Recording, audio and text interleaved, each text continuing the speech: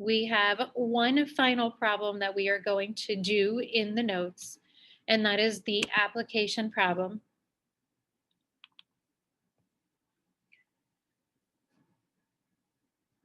Talking about a city park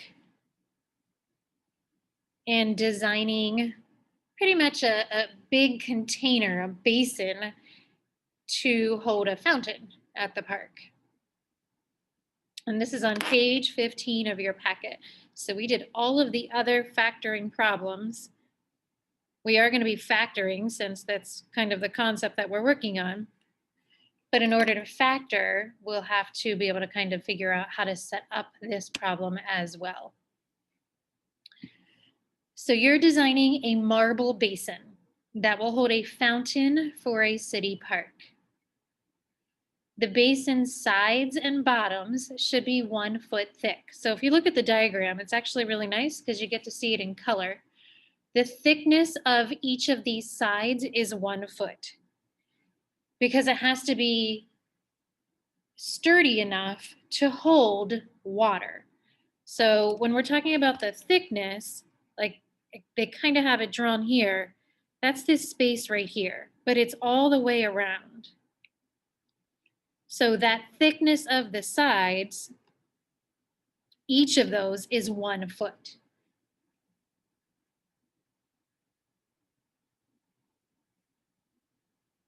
So it's 1 foot on each side. It says the outer length should be twice its outer width and height. And again, that's labeled for you. So we have that the width is 2x and that the length and the height are both x. So it's going to be twice as long as it is wide and high. The goal here is for us to determine the outer dimensions. So how big should this be? If it can hold 36 cubic feet of water. So the water has to go inside. And we want that water or this basin to hold 36 cubic feet of water. So the first thing that we have to try and figure out is the formula that we need to use. So if we want something to hold 36 cubic feet of water, when you're talking about cubic feet in geometry, what are you talking about? So what kind of formula would we be thinking about if you're holding an amount of water?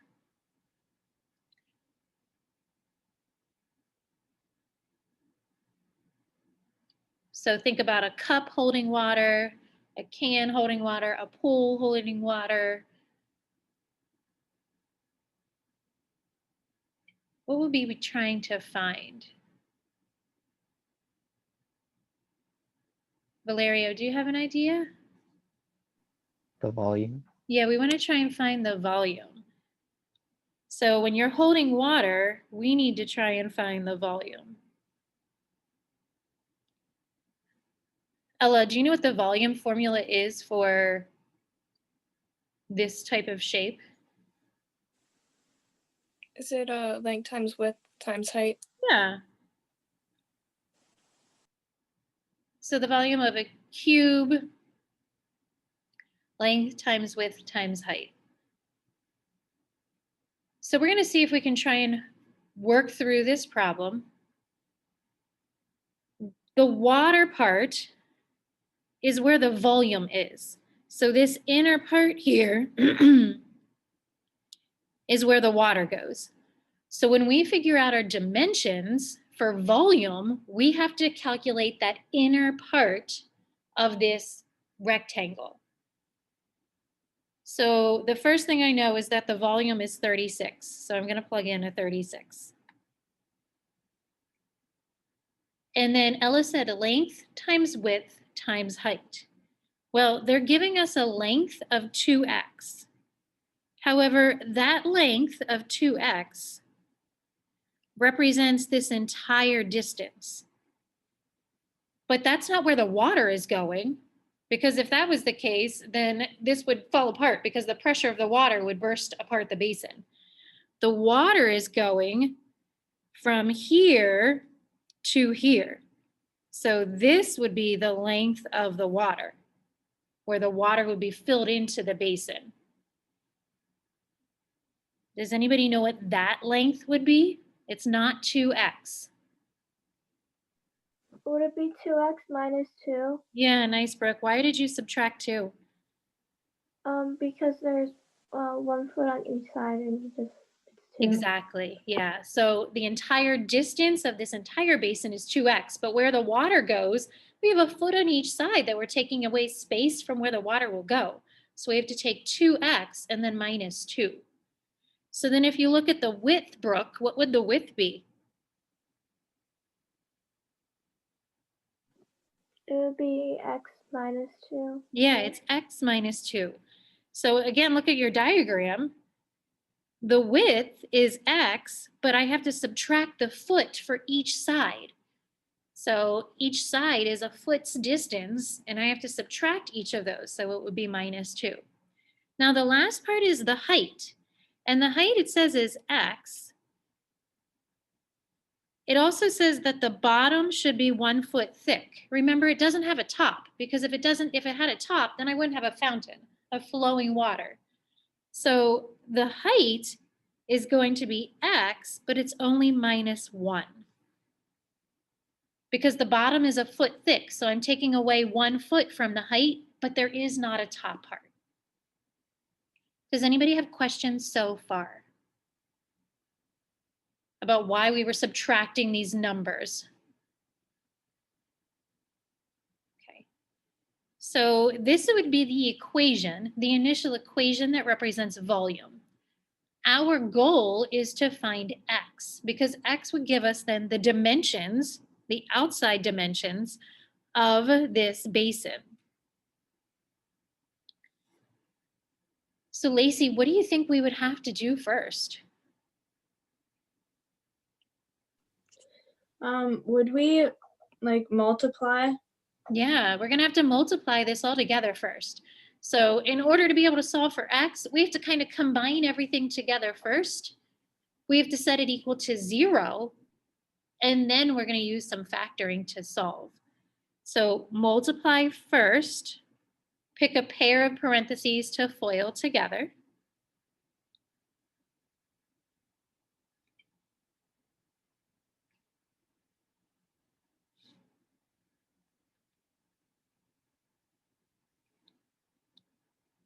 And I would strongly suggest you making sure that after you FOIL, combine those middle if you didn't mentally in your head, so that you have a trinomial. So we have 2x squared minus 4x minus 2x plus 4. So 2x squared minus 6x plus 4.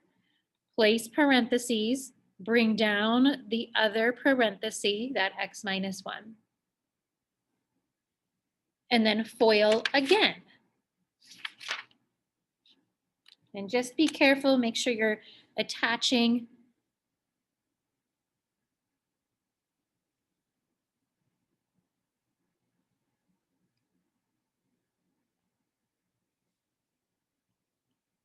So I worked from the back and moved my back x minus 1. I'm moving that forward. However you prefer to do it is okay. Whatever you're comfortable with.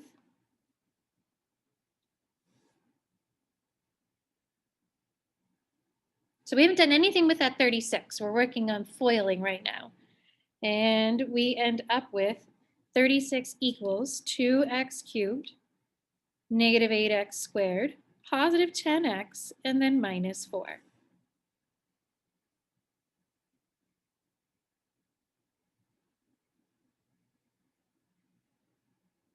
So Jordan, how do we continue to solve? We've done all this multiplying. How are we going to continue to solve this?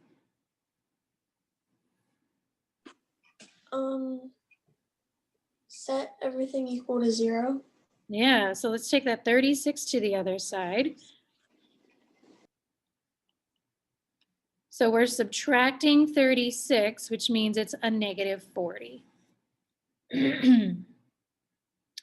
All right, so we did a lot of work. Like we had to set up an equation to represent volume, a formula for volume. foiling those three binomials together, solving or setting it equal to 0 so that we can now solve. So in order to solve this, Grace, what are we going to have to do to solve this? We're gonna take the first two numbers and you can pull out a GCF of 2x squared. And then you'll be left with an x minus 4. And then in the second one, you can pull out a 10, and then you'll be left with x minus 4.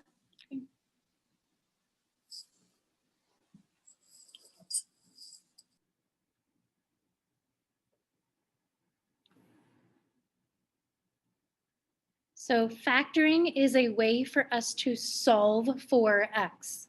And it's one of the key processes that you will use from here on out in math. Like factoring is going to be one of those processes you use to solve. And there's so many different ways to factor. So it is just one of those basic methods of solving for x. Once you have it factored, we want to continue to solve by setting each one of these equal to 0.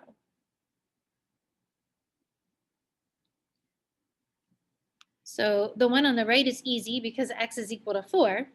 The one on the left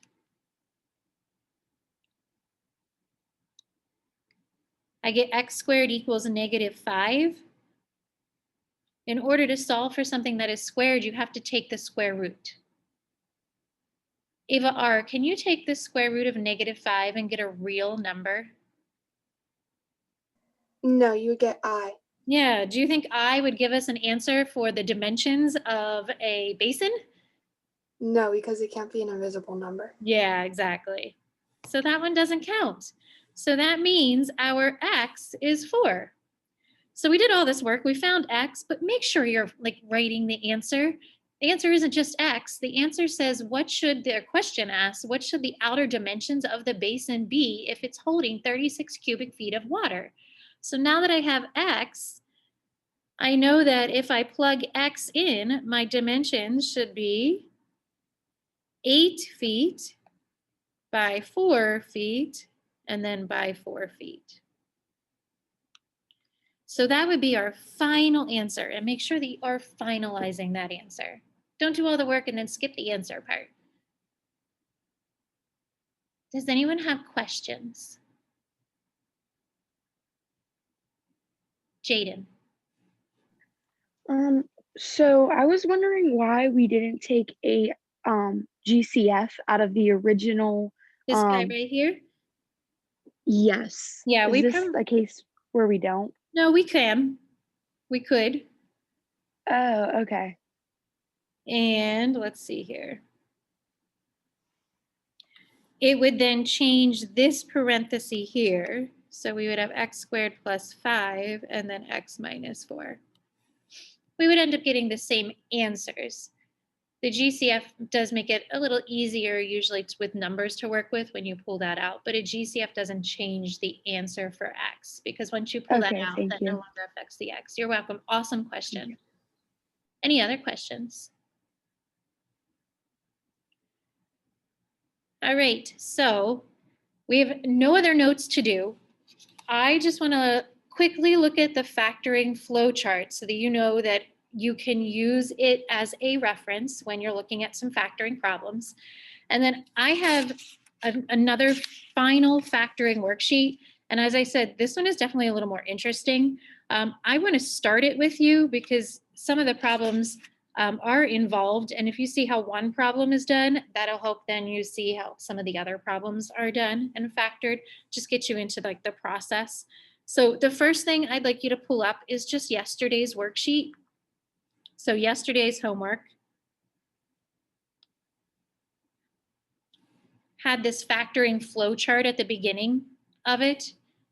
And the goal of this is for you to just kind of recognize what it could look like and the type of factoring you could use.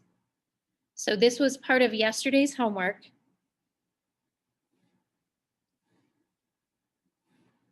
And this gives you then the options of kind of deciding, do I have 2 terms? Do I have 3 terms? Do I have 4? And what type of factoring I should look at. The first step in this flow chart is to always take out a greatest common factor. And that is exactly what Jaden brought up in that last problem. We could have taken out a greatest common factor. We probably should have taken out a greatest common factor. And then step 2, it says choose and do a method based on the number of terms. So anything that's separated by a plus or a minus sign is considered a term. So the number of terms determines the type of factoring. And then underneath, you can see the different types of factoring that we have done. And there's a lot. So I'm just going to write the formulas down so you have the formula. The first one is the difference of two squares, and that's if there are two terms and there's a minus sign. That formula said a squared minus b squared. I can factor it as a minus b and a plus b. This is one of the special patterns. So a pattern is a way to factor something when you're dealing with perfect squares. The next two are still two terms following my flow chart going underneath, except the numbers are cubes. So the first one only works for a difference of two squares, but when the numbers are cubes, I could have a difference of 2 cubes, and that's a cubed minus b cubed. That's pattern is a minus b, a squared plus ab plus b squared. And remember, we were talking about SOAP, the same sign, the opposite sign, always a positive sign at the end, or always a plus sign.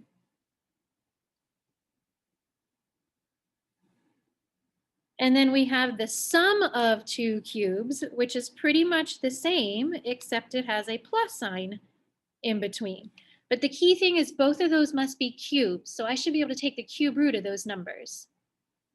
So that is still a, but now it's a plus b because I need the same sign. A squared, opposite sign, ab, always positive, and then b squared. So again, it's still SOAP. Notice the pattern of these two are identical. They have an A and then a B, an A squared, A times B, a B squared. The signs in between change depending on SOAP. Is it the same sign? Is it the opposite sign? Or is it always positive? So those are your 3 options if you have 2 terms. In the middle would be our 3-term option. So the first one is when you have a coefficient of just a 1. You can just factor that based off of that 2 in the back. The second one is the AC grouping, where we have to multiply the first term times the last term. And then the third one is our trinomial pattern again. So anytime it's a perfect square or a cube, we have a pattern to factor it. This pattern is of the form a squared plus 2ab plus b squared. And it factors as one quantity squared. It could also be a minus 2ab. It still factors as one quantity squared, but with a minus sign. Those patterns we talked about in chapter 4. And then my last option for factoring is if there are 4 terms. So you can see there are really 4 different patterns that we now have talked about. So if it's a perfect square or a perfect cube, there's a pattern to help us factor. If it isn't a pattern, then you're multiplying a times c and trying to figure out the 2 numbers that multiply together but combine to be that inside number. Any questions on those? This might be something you want to take a screenshot of so that you can refer to it, or just split your screen so you can pull up another file. But I would say keep this next to you so that you can use it as a guide and a reference. Any questions? So I would like you to go to Google Classroom. I'm going to begin the homework with you. In Google Classroom, there is a worksheet posted for today. It is just a factoring worksheet. And the directions ask you to factor. There are 18 problems.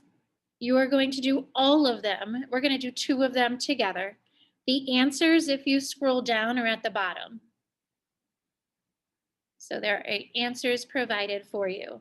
But if you look at these problems, like I'm looking at number 6, I'm going to do number 6 with you, but like that's x to the 9th. Holy cow, a power of 9 that we're going to try and factor. So I want to make sure you find this worksheet. We're going to start with 4, and then we'll do number 6 together as well.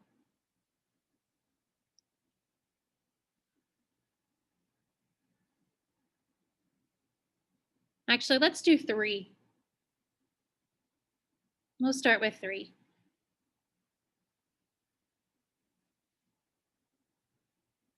And if you don't want to do it on the worksheet and you just want to do it on a piece of paper, that's fine as well. Totally up to you. All right, so think about how many terms are in the problem. That's the first question is GCF. What's the GCF? The second question, how many terms are in the problem? So those are the 2 things that we have to ask ourselves. So Madison, is there a GCF in number 3? I don't think so. No, there's not a GCF. How many terms are here, Madison? 3. 3. So we have 3 terms. And this is in a trinomial form. 27 is not a perfect square. So 3 terms means we have to take A times C. So use that little like check step, check in your head. Think about the little steps that you have to ask yourselves. Grace, what 2 numbers multiply to be 27 but combine to be 26?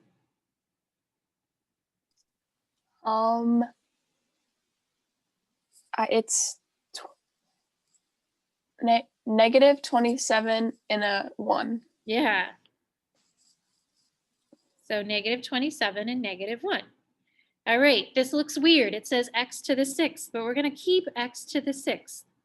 I'm going to write 1 first, negative 1x. Whatever that middle term is what my power of x should be. So negative 1x cubed. And then a negative 27 x cubed, because remember, it has to make the middle term. And then the negative 27 at the end. So these middle 2 values are the numbers she told me as factors, but they have to have that x with it because they combine to be negative 27x cubed. So now factor the first pair, pull out what they have in common. They have an x cubed in common. If you pull an x cubed out, x to the 6th, taking out x cubed, you're subtracting those exponents. So you had 6, you're taking away 3. We have 3 left over, and then just minus 1. The next pair, they have a negative 20. Wouldn't Yes. it be plus 1? Yeah, she told me plus. Yep. Thanks. Good catch. I appreciate it. So the next pair, we're pulling out a negative 27. And then that would be an x cubed and then a plus 1.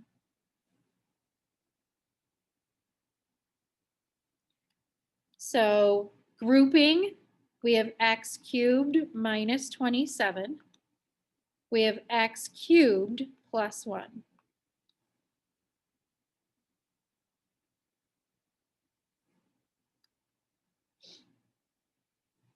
All right, so looking at our flow chart, we had 3 terms, we used AC grouping.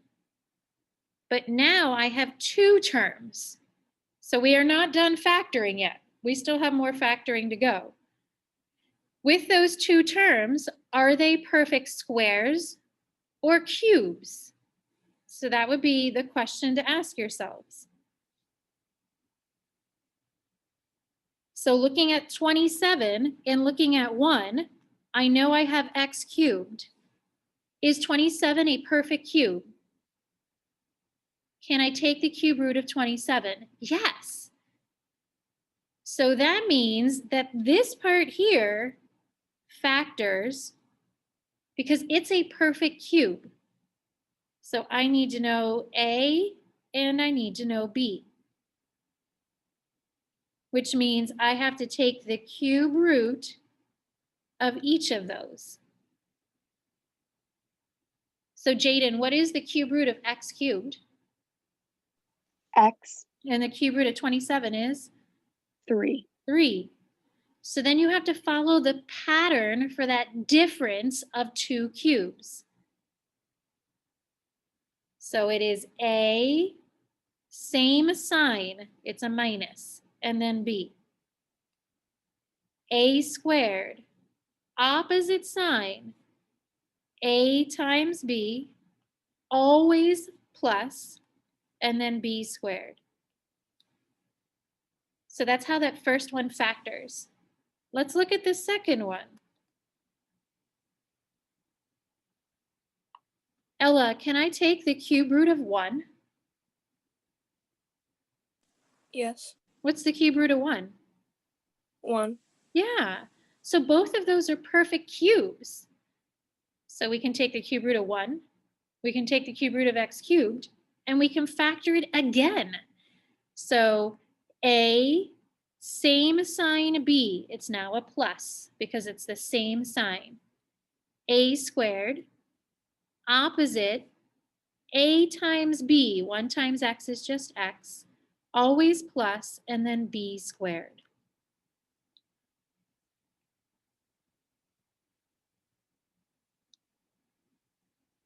If you look at this factored form, this is just x, this one is just x.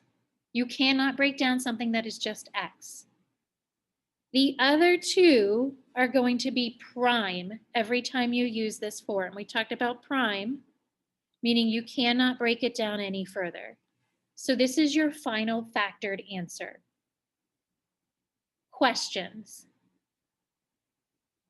If you wanted to, you could organize it to pull out the two binomials in front, and then you could write the trinomials in the back. But again, when you use cubes, that is a prime factor. They will not be factored any further. Questions?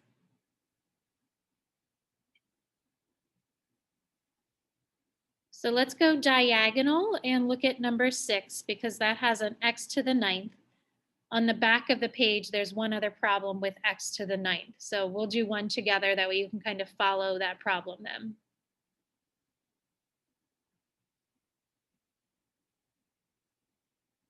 So first question, is there a GCF? Second question, how many terms are in the problem? So Gabby Snyder, is there a GCF in number 6? Do they all have something in common? No. No. How many terms are there, Gabby? 4. Yeah, when there are 4 terms, do you know what you use?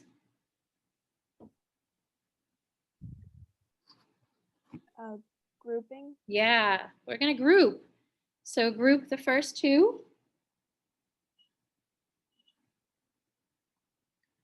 These are big powers, x to the 9th minus x to the 6th. Its GCF is x to the 6th, so really large powers. When I take out an x to the 6th, 9 minus 6 is 3. You're subtracting those exponents when you pull it out because you're really dividing with a GCF. That's what you're really doing. The next pair, well, they don't have anything in common, but that x cubed is negative, so I'm going to factor out a -1. That makes it a positive x cubed and then a -1. We need to factor that out so that those two parentheses are the same. Because if they're not, then I cannot factor by grouping. So now I have x to the 6th -1. And then we have x cubed -1.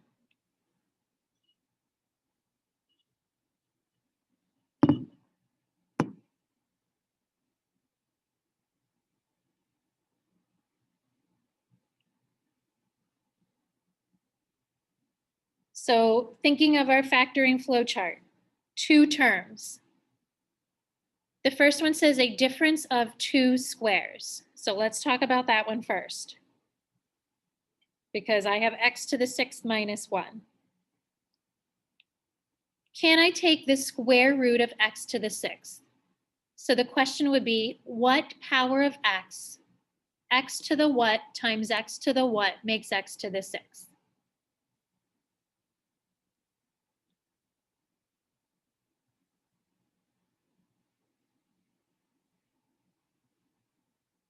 So I'm looking for that power of x.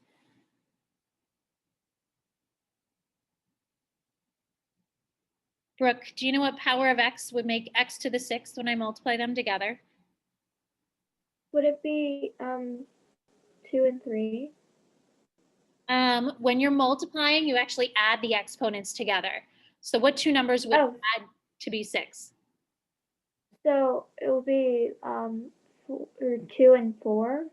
It could be 2 and 4, but it has to be a perfect square because I have to be able to take the square root of it. So that means they have to be the same. So it's going to be 3 and a 3. So a square root means I have to have the same 2 powers that add together. So in order to get 6, x cubed times x cubed. It's tricky. It's weird to think about. And then the square root of 1 is 1. So this one is the difference of perfect squares. Didn't write the 1 there.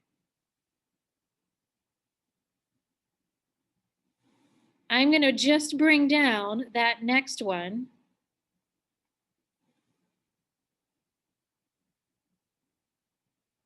And now each one of these is a perfect cube. So I first use the difference of 2 squares.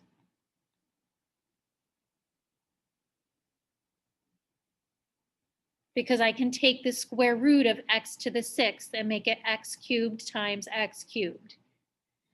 Now you're going to use the perfect cube formula 3 times for each one of these factors.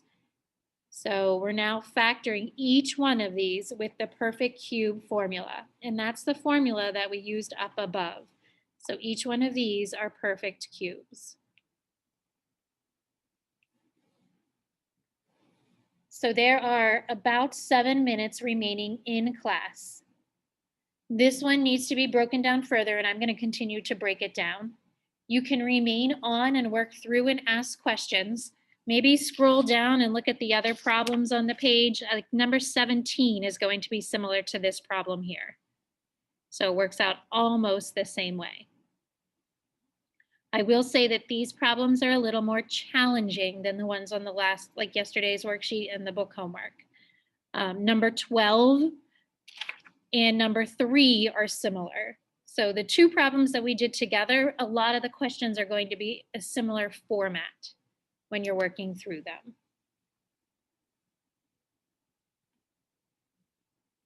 Does anybody have questions that I can answer?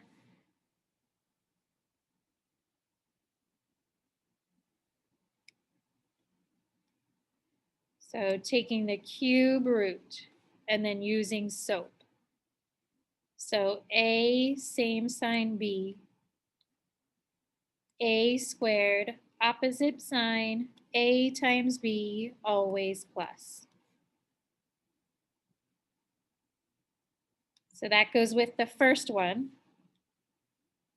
The second one, A, same sign B, A squared, opposite sign, A times B, always plus B squared.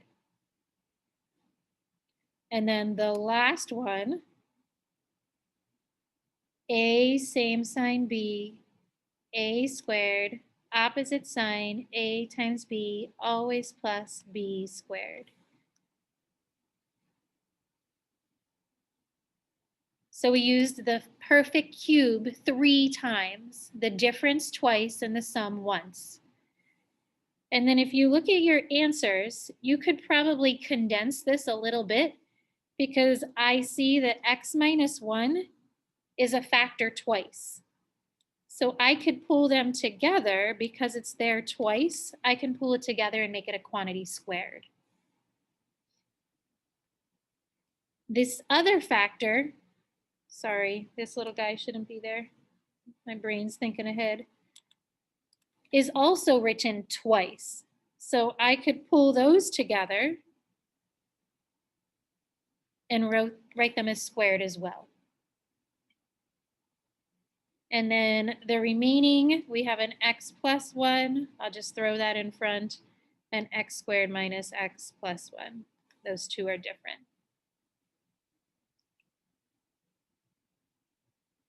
So again, number 17 is almost identical to that problem. So you might want to pop over and look at that one. Any questions, please ask. Tomorrow is a review day of the first 3 sections of this chapter. You'll take a little factoring quiz. No, you won't have one like number 6. Phew, that'll be a little easier. But this worksheet is like meant to challenge you. If you noticed at the top, it said hard in parentheses. So it is meant to challenge you. It's not meant to pull you totally into frustration, but it is definitely meant to kind of like push your box a little bit.